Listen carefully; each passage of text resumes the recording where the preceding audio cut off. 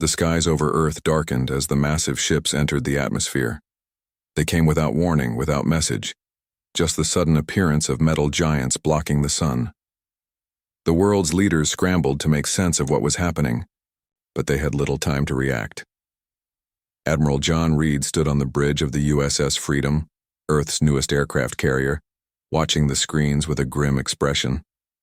His weathered face showed the strain of someone who knew they were outmatched. "Sir, we have movement from the alien vessels," said Officer Ben White, his voice shaking slightly. "They're deploying smaller craft." John nodded. He had expected this. "Tell all ships to hold position. No one fires unless fired upon." The world waited, holding its collective breath as the first contact with alien life unfolded. But the aliens, calling themselves the Vorn, had not come to talk. The first blast hit New York, vaporizing the upper half of the tallest buildings. The second struck Beijing, and the third hit Moscow. Within hours, Earth's major military installations were smoking. Ruins. The organized resistance lasted less than 3 days.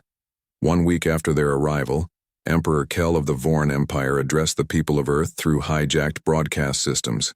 His image, strangely humanoid, but with gray skin and eyes too, large for his face, appeared on every screen worldwide. "People of Earth," the translation came through. "Your planet is now part of the Vorn Empire. Your resistance has been noted and crushed. Your technology is primitive, but your bodies are strong. You will serve the Empire through your labor. Comply, and you will live. Resist, and you will not." John Reed watched the broadcast from a bunker deep under the Rocky Mountains, one of the few military facilities the Vorn had missed. With him was Colonel Mary Davis, her dark hair cut short and her eyes burning with determination. "They think we're just good for heavy lifting," Mary said, disgust in her voice. "They don't know humans very well." John turned to the small group of military personnel who had made it to the bunker. Only 26 people, but it was a start. "The Vorn think they've won," he said. "They struck first and they struck hard, but this war isn't over." Over the next few months, the Vorn established control centers in major cities. They began sorting humans by physical capabilities, sending the strongest to work in mines and the most agile to factories. Those who resisted disappeared. John and Mary built their resistance carefully. They established a secure communication network using old radio technology the Vorn overlooked. They gathered information about Vorn patterns and weaknesses. Most importantly, they found others who refused to accept defeat. Tom Parker, a former engineer with a talent for improvising weapons from scrap, joined them 3 months after the invasion. He brought with him knowledge of Vorn patrol schedules and the location of a lightly guarded supply depot. Their air cars run on some kind of crystal battery, Tom explained, showing them a stolen device. They need to recharge every 3 days. That's when they're vulnerable. The first resistance strike was small but significant. A team led by Mary attacked a Vorn patrol during recharge, capturing weapons and a communication device. They lost 2 people but gained valuable equipment, and more importantly, hope. News of the success spread through hidden channels. More people joined the resistance. Small cells formed across the globe, linked by John's radio network. They called themselves Humanity's Last Stand. 6 months after the invasion, John sat in the expanded bunker, now home to over 50 resistance fighters. Maps covered the walls, marking Vorn strongholds and patrol routes. Mary entered, bringing a young woman with her. "This is Lisa Chen," Mary said. "She worked as a translator for the Vorn in the Pacific Command Center. She has information." Lisa looked exhausted but determined. "They're planning something big," she said. "More ships are coming. They're turning Earth into some kind of forward base." John frowned. "Forward base for what? They already control Earth." "I don't know," Lisa admitted. "But they're scared. I've seen their commanders. When they think no humans are listening, they talk about something they call the coming storm. Whatever it is, it terrifies them." That night, John couldn't sleep. He stood outside the bunker entrance, looking at the stars now partially blocked by the massive Vorn ships in low orbit. Why would such a powerful empire be afraid? What could scare creatures who had technology, centuries ahead of humans? The answer came 2 weeks later when Tom managed to hack into a Vorn communication channel. The message was brief but chilling. Advanced scouts report contact with Devourer ships at the edge of the solar system. Estimated arrival, 6 standard cycles. Request immediate reinforcement. John gathered the resistance leaders. The Vorn didn't come here just to conquer us, he explained. They're running from something worse, and now that something is coming here. Mary looked at the others, then back at John. So what do we do? Help the aliens who enslaved us? No, John said firmly. We use this. The Vorn are distracted, preparing for this new threat. That's our chance to hit them harder, take back some ground. Tom raised his hand. I've been studying their weapons. I think I can get some of them working for us. Good. John nodded. But we need more. Lisa, can you get back into their command center? We need to know exactly what we're dealing with. Lisa hesitated. It's risky. Security is tighter now, but I'll try.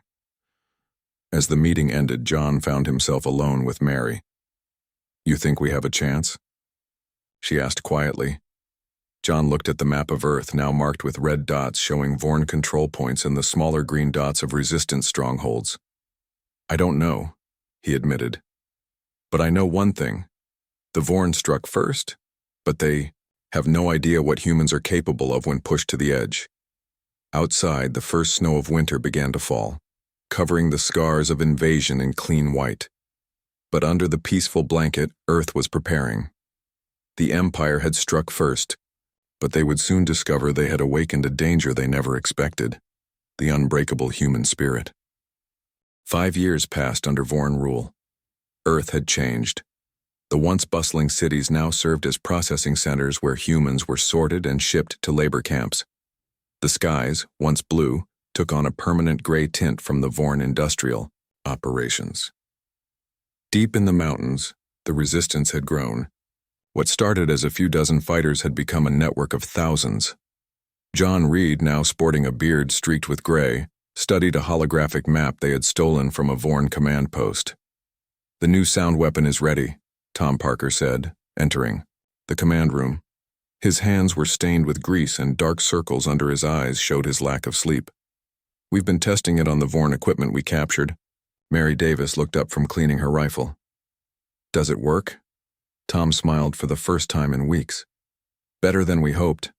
Turns out the Vorn have extremely sensitive hearing. The right frequency doesn't just hurt them, it completely disables them. John nodded. This was the break they had been waiting for. How many units can you make? With our current supplies, maybe 50. But they're small, easy to hide. Tom placed a device on the table. It looked like an old smartphone with extra wiring. Press this button, and any Vorn within 30 feet will be on the ground, unable to move. Lisa Chen, who had risen to become their top intelligence officer, entered the room. Perfect timing. I just got word from our spy in the London Control Center. The Vorn are planning a major gathering in 3 days. All high-ranking officers will be there. John stood up straighter. This is it. Our chance to hit them where it hurts. The plan came together quickly. Teams would infiltrate the London meeting using the service tunnels beneath the old city. They would plant the sonic devices at strategic points and activate them simultaneously. In the confusion, they would capture as many Vorn officers as possible. On the day of the operation, John led the main team. They moved silently through the dark tunnels, Tom's devices distributed among them. Above, they could hear the heavy footsteps of Vorn guards. Remember, John whispered, we need prisoners. The more we learn about these devourers, the better prepared we'll be. Mary nodded, her face grim. And if something goes wrong? Plan B, John replied. Get out, regroup at Point Charlie. They reached the access point beneath the building. One by one, they climbed up, emerging in a storage room. John checked his watch. 5 minutes until the meeting started. The team moved into position, planting the sonic devices in air vents and under furniture. John took the main conference room himself. As he placed the final device, he heard the doors open. Ducking behind a curtain, he watched as the Vorn officers filed in. At their head was a figure John recognized from propaganda broadcasts. General Dorn, the military commander of Earth operations. Taller than the others, with facial ridges that signified high rank in Vorn society. John waited until all were seated, then pressed the activation button on his device. Across the building, the other team members did the same. The effect was immediate and shocking. The Vorn officers clutched their heads, some falling from their chairs. Their normally composed faces contorted in pain, and strange gurgling sounds escaped their throats. "Move in," John shouted into his radio. The resistance fighters swarmed the room, quickly restraining the incapacitated aliens. General Dorn, though suffering, managed to reach for his weapon. Mary was faster, knocking it away and pressing her rifle to his head. "Don't move," she said coldly. What the resistance hadn't counted on was the Vorn's backup system. Alarms blared throughout the building and heavy security doors began to close. "We've got 5 minutes before reinforcements arrive." Tom's voice came through the radio. "Taking prisoners isn't going to work. There are too many."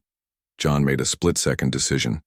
"Fall back, grab any data devices you can find and get out." The retreat was chaotic. 2 resistance fighters fell to Vorn weapons as they escaped through the tunnels. But they had achieved something unprecedented. They had shown the Vorn were vulnerable. Back at the mountain base, Tom analyzed the captured data devices. His face grew increasingly concerned as he worked. "John, you need to see this," he finally said. On the screen was a star map with a pulsing red dot moving slowly but steadily toward Earth's solar system. "It's the Devourers," Tom explained. "The Vorn have been tracking them for centuries. They're not just aliens, they're something else entirely. Energy beings that consume everything in their path. The Vorn have been staying one step ahead by sacrificing planets they conquer to slow the Devourers down." Mary's eyes widened. "They're planning to sacrifice Earth." Lisa pointed to another section of data. "Look at this. The Vorn have been here before, thousands of years ago. They did some kind of genetic experiments on early humans, then left. They came back because they discovered something in our DNA they didn't expect." "What?" John asked. "Resistance," Lisa replied. "Humans develop resistance to threats faster than any species they've encountered. They thought we might be useful against the Devourers, but we were too wild, too unpredictable, so they decided to break us first." John stared at the red dot on the screen. "How long do we have?" "Based on these calculations," Tom said grimly, 3 months. Maybe less." The command room fell silent. Then a young resistance fighter named Alex spoke up. "So what's our plan? Do we fight both the Vorn and these Devourer things?" John looked around at the faces watching him. These people had fought for 5 years, never losing hope. Now they faced an enemy that even the Vorn feared. "First, we need to know exactly what we're dealing with," John said. "Lisa, I want everything you can find about the Devourers in that data. Tom, keep working on the sound weapons. We need to make them stronger with longer range." Mary stepped forward. "And the Vorn?" John's expression hardened. "The Vorn struck first. They thought they could conquer us and then sacrifice us. But they made one critical mistake." "What's that?" Alex asked. "They gave us a common enemy," John replied. "And nothing unites humans more than a common enemy." As the Resistance began their preparations, a Vorn ship broke orbit and headed toward the outer solar system. On board, General Dorn watched the long-range scanners with growing dread. The Devourers were coming and Earth's defenses were nowhere near ready. His mission had failed. What he didn't know was that Earth's greatest defense wasn't its technology or its weapons. It was the humans themselves now awakened to the greater threat approaching. The signal came in the middle of the night. A strange, pulsing pattern detected at the edge of the solar system. Tom Parker was the first to notice it, his modified Vorn scanner picking up energy readings unlike anything he had seen before. "John, wake up!" Tom burst into the commander's quarters.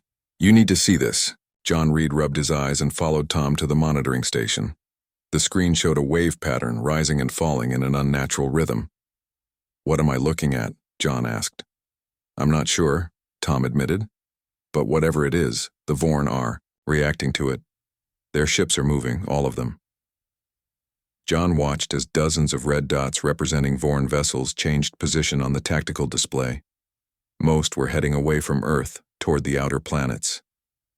"Get Lisa and Mary," John ordered, "and bring that Vorn data we captured."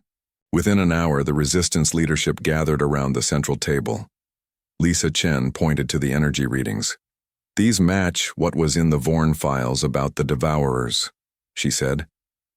"But they're not supposed to be here yet. The Vorn calculations gave us at least another month." Mary Davis studied the ship movements. "The Vorn are panicking. Look at this. They're pulling forces from all over Earth.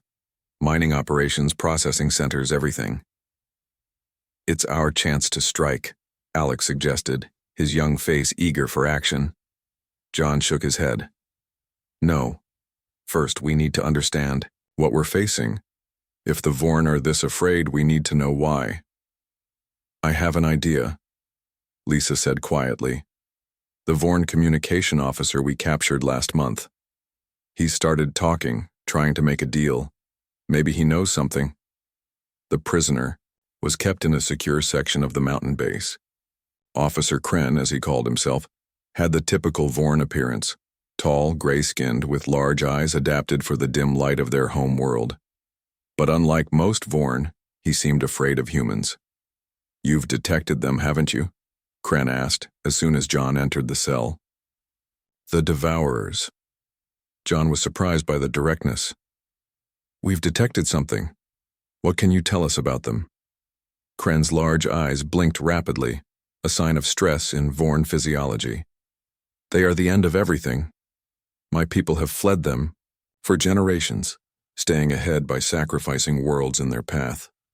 And Earth was next on the sacrifice list," Mary said coldly from behind John. "Yes," Kren admitted. "But it won't work now. They've arrived too early, before we finish the preparations." "What preparations?" John demanded. "The energy collectors. The Devourers feed on planetary energy. The magnetic field, the core heat. All of it. We were building devices to channel that energy to make Earth more appetizing, to keep them occupied longer while we escape." Tom stepped forward.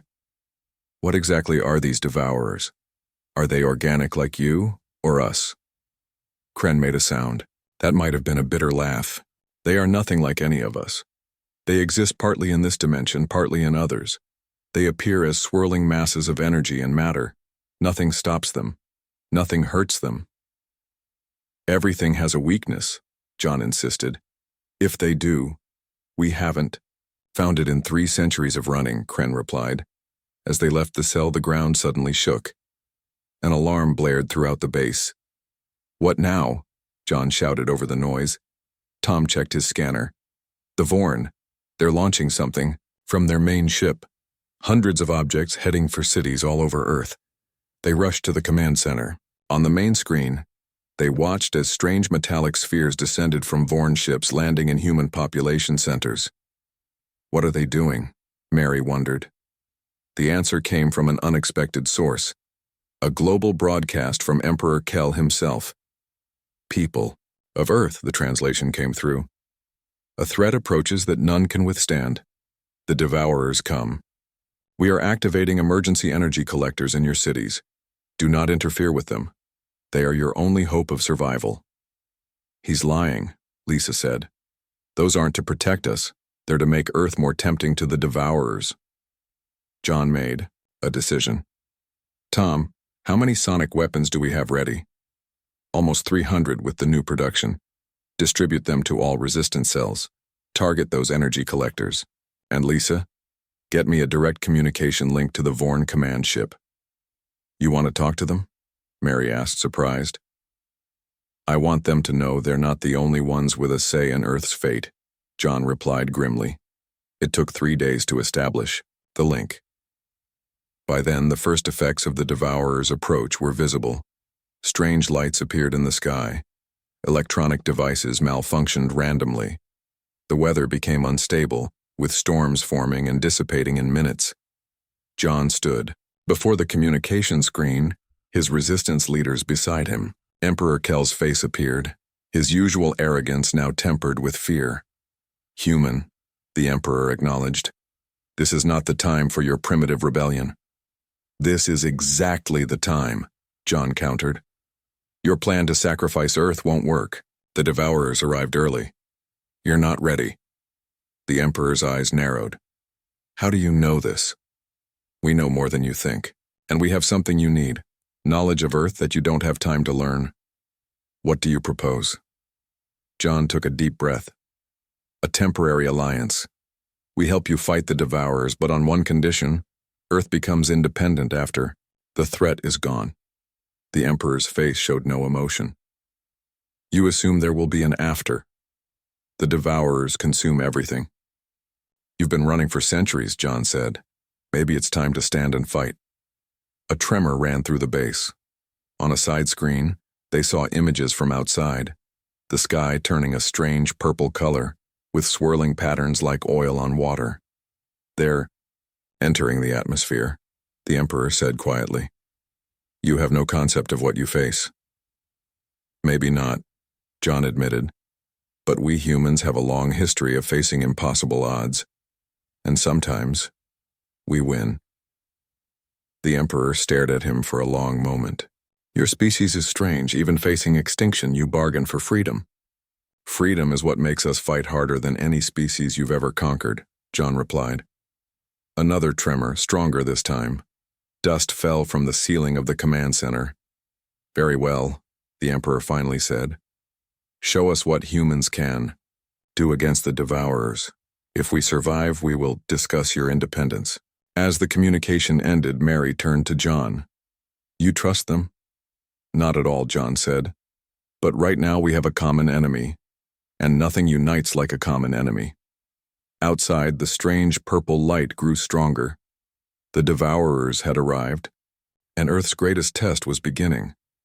The Empire had struck first, thinking humans would be an easy conquest and a simple sacrifice. Now they would learn what happens when humans fight not just for survival, but for their home. The meeting room felt tense. John Reed sat on one side of the table, flanked by Mary Davis and Tom Parker. Across from them sat General Dorn, Emperor Kell's right-hand commander, along with two Vorn scientists. Neither side fully trusted the other, but necessity had forced them together. "Our scans show the Devourers have established 3 major entry points," General Dorn said, pointing to a holographic map of Earth. "Here, here, and here." The glowing dots appeared over the Pacific Ocean, the Sahara Desert, and Antarctica. "What are they doing at those locations?" Mary asked, her voice tight with suspicion. One of the Vorn scientists, introduced only as Mech, answered. "They begin by tapping into the planet's magnetic field. Then they start to break down matter itself, converting it to energy they can absorb." Tom studied the readings on his tablet. "They're like living black holes, pulling everything apart on an atomic level." "Exactly," Mech nodded. "And once they start, they move quickly. We estimate 4 days before they reach major population centers." John leaned forward. "What have you tried against them before?" General Dorn's face showed a rare moment of emotion, something close to shame. "Everything. Weapons that can destroy stars. Energy fields that can stop time itself. Nothing affects them." "That's because you're thinking like Vorn," John said. "Always using the same approach, bigger weapons, more power. But sometimes the answer is simpler." The general's large eyes narrowed. "What do you suggest, human?" John looked to Tom, who stood and addressed the group. "We know the Vorn are sensitive to certain sound frequencies. Our sonic weapons exploit that weakness. What if the Devourers have similar vulnerabilities? They interact with our dimension through energy fields. There might be frequencies that disrupt those fields." The Vorn scientists exchanged glances. "It's possible," Mech admitted. "We never explored that avenue. Sound seems primitive compared to our energy weapons." "Sometimes primitive works," Mary said with a hint of satisfaction. "While you were conquering planets, we were still fighting with sticks and stones. We learned to use whatever works." "General," Dorn stood suddenly. "Enough discussion. The Devourers have changed course. They're headed for the largest human population centers first. The hologram shifted, showing the swirling energy masses moving toward Asia and North America. They're drawn to energy, Mech explained. Human cities produce enormous amounts of it. Then we need to move quickly, John said. Tom, you'll work with Mech on adapting our sonic technology. Mary, coordinate with resistance cells to evacuate people from the target cities. I'll work with General Dorn on deployment strategy. Mary grabbed John's arm as they left the room. You trust them to fight alongside us? After everything they've done?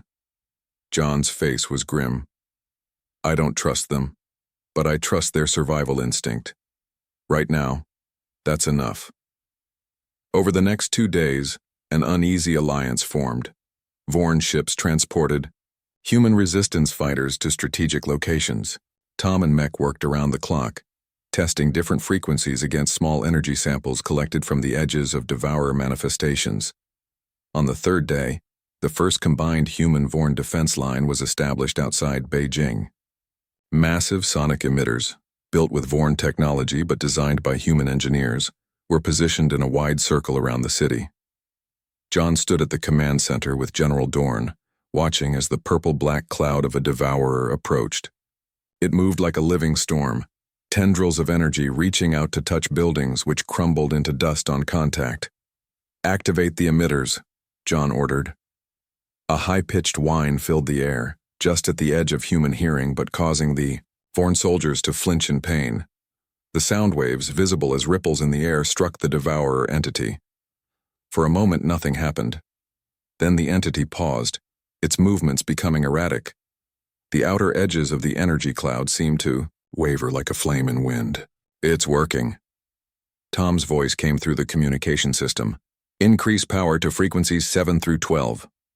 The sound intensified. The Devourer entity began to contract, pulling its tendrils back into the main mass. Then, without warning, it surged forward with incredible speed. Evacuate, General Dorn shouted. All forces retreat. The defense line collapsed in minutes. The sonic emitters were torn apart, the material converted to energy and absorbed. Half the soldiers, both human and Vorn, never made it out. Back at Tew, the mountain base, the mood was dark. Reports came in from around the world. Similar failures at every defense point. The sonic weapons had affected the Devourers, but not enough to stop them. We were close, Tom insisted, his eyes red from lack of sleep. The frequency was affecting them. We just need more power, more precision. Emperor Kell's face appeared, on the main screen, addressing both his general and the human leaders.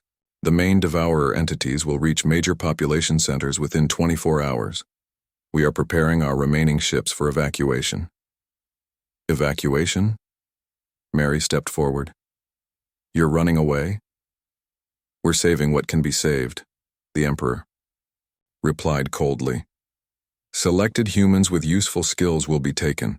The rest will be left to die, John finished. Just like every other planet you've sacrificed. The Emperor's face showed no emotion. It is the way of survival. You would do the same. No, John said firmly. We wouldn't, and we're not done fighting yet. After the communication ended, John gathered his team. Tom, what exactly did you see when the sonic weapons hit the Devourer? Tom brought up the readings on the main screen. There was a reaction. The entity's energy field became unstable at these specific points. He highlighted several areas in the swirling mass. Lisa, who had been analyzing the data, spoke up. It's like hitting a bell. The sound waves created a resonance pattern in their energy structure. We just couldn't sustain it long enough or strongly enough. What if we don't need to cover the whole entity? John suggested. What if we just need to hit those vulnerable points with precise, focused bursts? Like acupuncture instead of a sledgehammer, Mary nodded. But we'd need to get much closer to target those points precisely. John looked at the map showing the advancing Devourers. Then that's what we'll do. Small teams, precise strikes. While the Vorn run away, we'll stand and fight.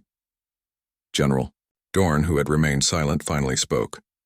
Not all Vorn will run. Everyone turned to look at him in surprise. I will stay, and those under my direct command will stay as well. Why? Mary asked, suspicious. Because Emperor Kell is wrong, Dorn said simply. Running forever is not survival. It is merely postponing extinction. John extended his hand, a human gesture of agreement. After a moment's hesitation, General Dorn reached out and took it. Outside the base, the sky had turned a deep, unnatural purple. Strange lightning flashed between clouds that moved against the wind. The final battle for Earth was about to begin, fought by an alliance no one could have predicted. Humans and the very aliens who had conquered them, now standing together against an enemy neither fully understood. The Empire had struck Earth, first, thinking they found an easy conquest. Instead, they found the one species in the galaxy stubborn enough to fight the unbeatable enemy, and maybe, just maybe, win. The plan was dangerous but simple. Small teams would approach each Devourer entity with specially modified sonic devices. Each device would emit precisely calculated frequencies targeting the weak points Tom and Vorn scientist Mech had identified. This is a suicide mission, Mary said quietly as they loaded equipment into the vehicles. You know that, right? John nodded. That's why I'm leading the team to the primary target. And I'm coming with you, Mary responded, her tone making it clear this wasn't open for discussion. General Dorn approached with his elite Vorn soldiers, their usual armor replaced with lighter gear that let them move faster. My team is ready. We will take the Pacific entity. Tom finished adjusting the final sonic device. Unlike the earlier versions, these were focused emitters, concentrating all their power into narrow beams that could pierce the Devourer's energy field. These need to hit exactly the right spots, Tom explained to the team leaders. I've programmed the targeting systems, but they'll need manual fine-tuning on site. Lisa stepped forward. I've coordinated with resistance cells worldwide. People are moving to the designated safe zones, as far from the Devourer's paths as possible. How long will those zones stay safe? Alex asked. Lisa's face was grim. If we fail, maybe 3 days. The mountain base, once their sanctuary, was too close to one of the Devourer entities now. As they prepared to leave, John took one last look at the place that had been their home and headquarters for years. Ready? Mary asked, joining him by the entrance. As ready as anyone can be to face the end of the world, John replied. The convoy departed in 3 directions. John and Mary led the largest team toward the Devourer that had formed over North America. It had grown to an enormous size, covering most of the Midwest with its swirling purple-black mass. They set up their position on a hill overlooking what had once been a small town. The buildings were half consumed, looking like partially melted wax figures. The air shimmered with strange energies and compasses spun wildly, pointing in impossible directions. Status report, John called over the radio. Pacific team in position, General Dorn reported. The entity is approximately 5 miles from our location and approaching. European team ready, came Alex's voice. We've got visual contact. Tom's voice was tense over the communication system. Remember, you need to hit all 3 vulnerable points simultaneously. The timing has to be perfect. John checked the synchronized timers.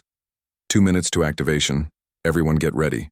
Mary, finish setting up the main emitter, a device that looked like a satellite dish connected to a complex control panel. Primary target locked, she confirmed. The seconds ticked down. The Devourer entity moved closer, its edges rippling like dark flames.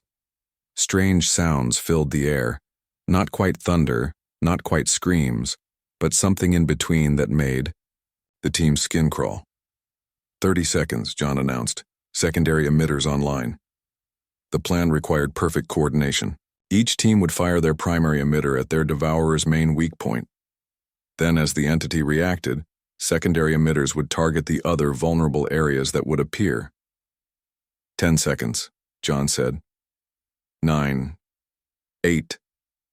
Mary suddenly grabbed his arm. John, look! The Devourer had changed direction, moving directly toward their position much faster than before. It knows, Mary whispered. Somehow it knows what we're doing. 5 seconds. Stay on target, John commanded. 4, 3, 2, 1, fire.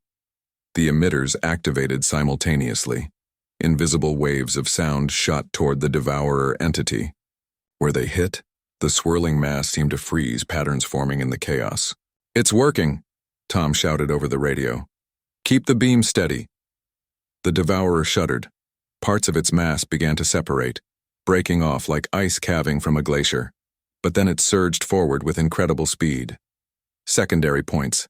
"Exposed," Tom yelled. "Fire now!" Mary activated the secondary emitters. More beams joined the first, creating a web of sound waves that cut through the entity. For a moment, it seemed to work. The Devourer's advance slowed, its form growing unstable. Then a tendril of energy lashed out, striking one of the emitter stations. The equipment exploded, and 2 resistance fighters were thrown back. "We're losing containment," John shouted into his radio. "Pacific team, report," Static answered him. Then General Dorn's voice came through, broken and faint. "Entity. Adapting. Changing frequency." The communication cut off. The European team reported similar problems. The Devourers were learning, adapting to the attack faster than expected. "Need more power," Mary shouted over the howling wind that had sprung up around them. Tom's voice came through again. "There's one option left. The Vorn ships in orbit. They have energy cores that could amplify our signal 1,000 times, but someone would have to manually connect our emitters to their systems." "The ships are evacuating," John reminded him. "Emperor Kell won't help."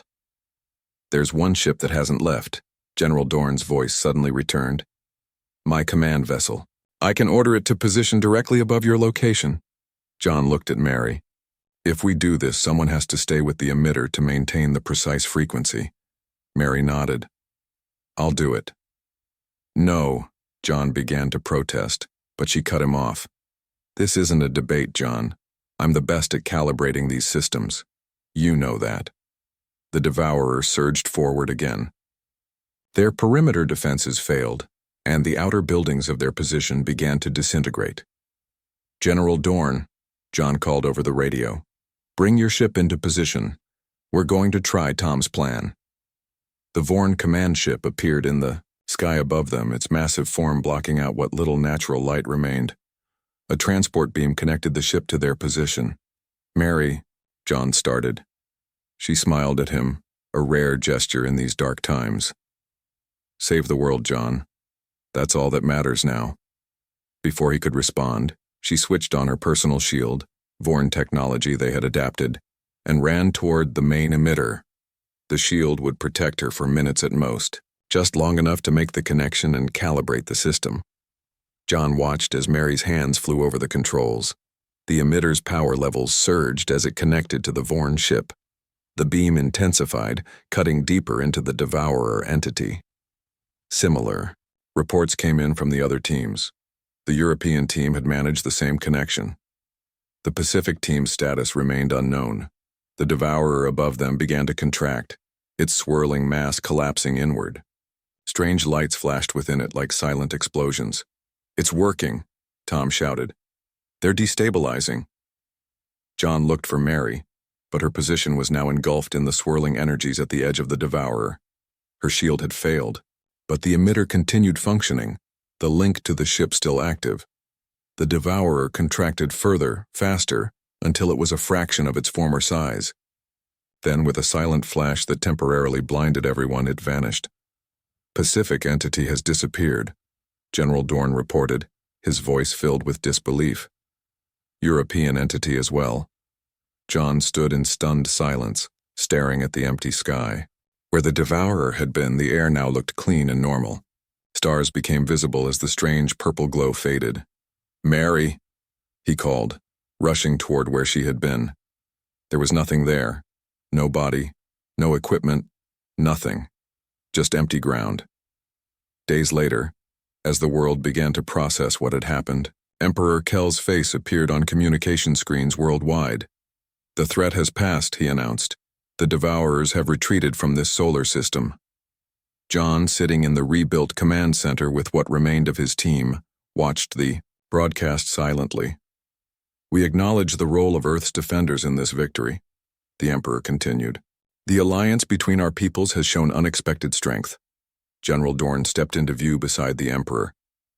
In recognition of this, and in honor of those who sacrificed themselves, the Vorn Empire formally recognizes Earth's independence. Tom looked at John in disbelief. They're actually keeping their word? They have to, Lisa said. They've seen what humans can do now. We're not just labor anymore. We're equals. John stood and walked to the window, looking out at the clear sky. We lost so many, he said quietly. Mary, half your team, General Dorn's soldiers. But Earth survived, Tom reminded him. When the Devourers return, and they will, we'll be ready. Outside, the first new buildings were rising from the ruins, humans and Vorn working side by side, rebuilding a world that would be different from either of their visions.